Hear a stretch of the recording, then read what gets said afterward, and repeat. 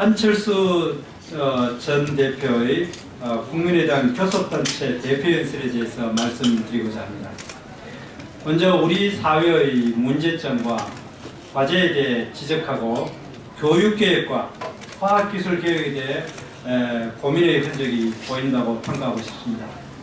하지만은 내용에 있어 개혁입법이라고 제시한 부분들이 안 전 대표가 지적한 수출 절벽, 내수 절벽, 일자리 절벽을 해소하기 위해 반드시 필요한 노동개혁 법안, 규제 프리존 기본법, 서비스 산업발전법 등에 대해서는 전혀 언급이 없습니다.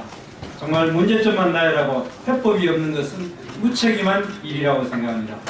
오로지 정파적 이해관계를 반영하여 신중히 논의해야 할 18세 선거권 부여와 대선 결선 투표제 도입을 주장하는 것에 대해서는 유감으로 생각합니다. 특히 학제 개편이 전제되지 않는 18세 선거권 부여는 고등학교를 선거판으로 만들어 당선만 되고 보자는 정략적인 면만 부각된 사려 깊지 못한 연설이었다고 평가합니다. 경제개혁에 대하여는 공정거래법의 개정과 3법 개정 중 전자투표제 등 일부 전향적인 것으로 받아들일 요소가 없지 않습니다. 그러나 여전히 논란이 많은 대기업의 소유권 구조 자체를 문제시하는 3법 개정은 외국계 투기 자본에 먹잇감을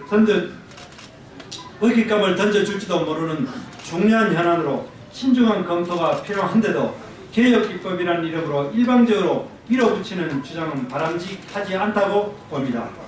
특히 대선 후보자가 되고자 하는 사람은 남북분단과 국제정세를 포괄하는 안보에 대한 명확한 입장을 밝혀야 할 것입니다. 그런데도 불구하고 안보에 대하여는 사드 배치의 여부에 대한 찬반 입장을 전혀 언급하지 않고 막연하게 겉도는 이야기로 국민들을 혼란에 빠뜨리고 있습니다.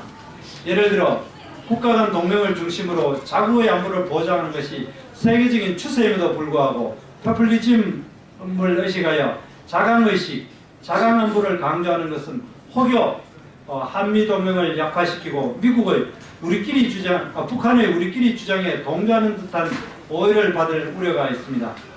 오늘의 안 전 대표의 연설을 보면 국민의당의 정체성이 과연 무엇인지 의심스럽습니다.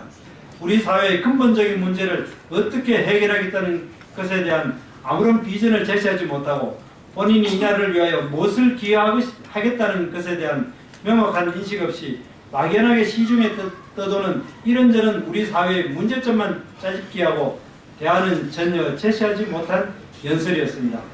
국민의당은 안보의식과 민생을 살리고 경제를 활성화시키고 일자리를 창출하는 것에 대한 분명한 정책 노선과 대안을 가지고 임시국회에 임하기를 촉구합니다. 고맙습니다.